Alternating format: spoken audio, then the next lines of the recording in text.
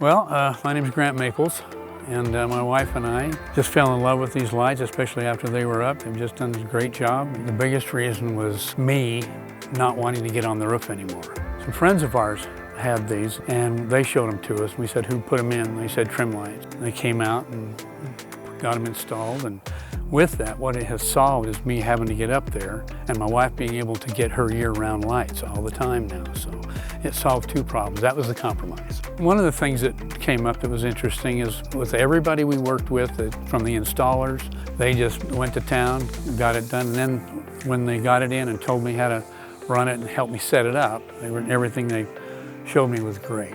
The guarantee, they said all the parts are lifetime guarantee. And they said if a band of them goes out, just call us up, we'll come and replace it. But everything they said was so supportive and just right up front. So yeah, it was pretty impressive. I've told people our experience we've had with them and how nice they are and how well taken care of it looks when they're done. And so we've told a lot of people about the experience we've had with that, and I recommend it to a lot of people. Yeah, I highly recommend them to anybody I meet that talks about it.